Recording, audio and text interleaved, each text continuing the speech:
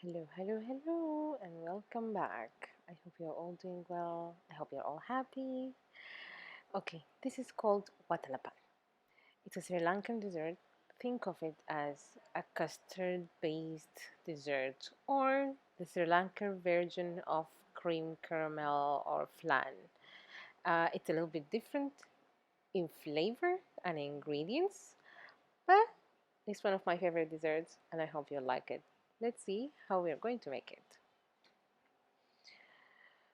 Okay, don't be scared of the ingredients because they're easily found in any Indian store or Sri Lankan store. I'll explain a little bit about them as well and the substitutions.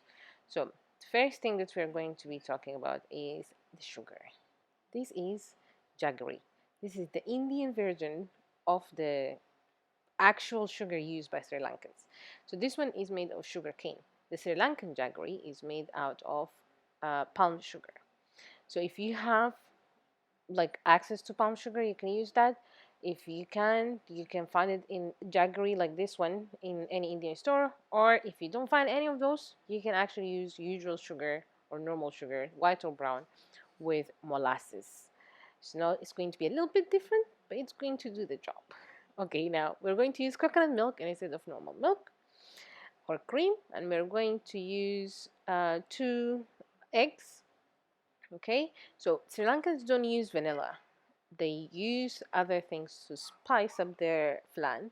And here are, so this is what I'm going to talk about as well. Again, this is a pandan leaf. If you live in Asia, if you visited Asia, you have definitely had pandan leaf at some point. It's usually used to flavor rice or sweets or made in cakes. It's a very distinctive flavor. And if you can't find it, there is no substitute for it. Just leave it out. We have some nutmeg and also 2 cardamoms. This is all what we're going to use to give the nice smell and the familiar smell of the Watalappan. Okay, which is the name of the dish that we're working with today. Okay, so I'm going to add, so in order to flavor the whole flan, I am going to actually heat the coconut milk with the flavorings that we are using or with the ingredients used for flavoring. So I'm adding the cardamom, the nutmeg, and also the pandan leaf, and I'm going to let them just boil for like 2 seconds.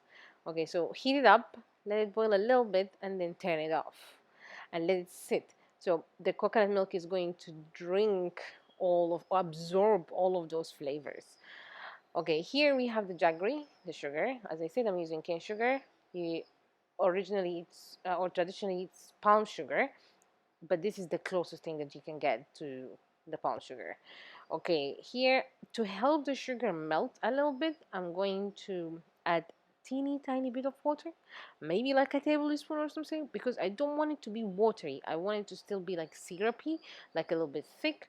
So I'm using the same jug that I had the coconut milk in, or I measured the coconut milk in, just to use all of the flavor left there.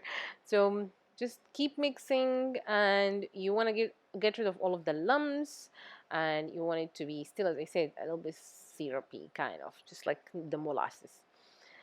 Okay, and once all of the lumps are gone, we are going to add the coconut milk mixture to it. Okay, as you can see here, I'm just trying to get rid of the lumps, and that's it. You are not, it's not going to change color, you're not burning it. Make sure you don't burn it, very important. Okay, now adding the coconut milk with all of the ingredients for flavoring. And here we just want it to get mixed. We want the ingredients to get incorporated, the coconut milk into the sugar mixture. We don't want it to boil it, we don't want to cook it, we don't want anything to be done to it. And once it's incorporated, I'm going to turn off the stove and I'm going to let it sit for a little bit to cool down before adding it to the eggs. Why? Because we all know it's going to cook our eggs. So cooling it down a little bit, like 10-15 minutes or something on the side. I whisk my eggs, and now we're going to start tempering the eggs. So I'm going to start adding the coconut mixture little by little. So you're going to bring the eggs temperature close to the coconut milk and sugar temperature. So adding a teeny tiny bit, mix or whisk, and then you don't want to whisk vigorously because you don't want to create, and my egg is just being stubborn or I don't know it, but anyway, you don't want to mix vigorously because you don't want to create bubbles. You don't want to create air. You don't want that because we want it to be smooth and nice. Now I finish everything. Now we're going to strain it, just like how we do with the flan. Okay, for that smooth, creamy texture that we all love about flans. Here we're going to do the same thing. We're going to strain the whole thing. So if we have any lumps, if we have any air bubbles, we get rid of them.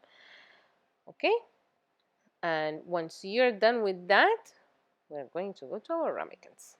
I'm making a very small portion here because I'm just making 2 ramekins. The descriptions in the description box, that the ingredients in, like the ingredients in the description box, I don't know what is going on with me today. The ingredients in the description box, you can double them, you can triple them, you can actually have them to make 1 ramekin. Okay, now I had my ramekins in an oven tray. I'm going to cover them with aluminum foil, and then I'm going to add water because I'm going to create a water bath before I put them in the oven. The oven is preheated to 170 degrees Celsius, and I'm going to leave them there for around 45 minutes. And I will show you how you can check if they are done. Adding the water here before pushing them into the oven. Traditionally, this is steamed actually, but I just find the oven method is just faster, more convenient. Okay, here they're out. What you're looking for to make sure that they're done is to be a little bit wobbly, but it's like set already. Okay, and here you have it. This is your Watalappan. It's, if you try this, you're going to love it. If you like creme brulee or you like flan, then this is your second favorite in that kind of line. Okay, here you have, it's like the top will be a little bit like, you know, grainy, not really grainy, but it will have those little nice holes, and then the bottom is going to be really creamy and nice and custardy and caramelly, and it's just a very, very unique flavor. Please try, and if you do, and if you like it, please share, subscribe, and like the video, and I will see you guys next time. Thanks for watching.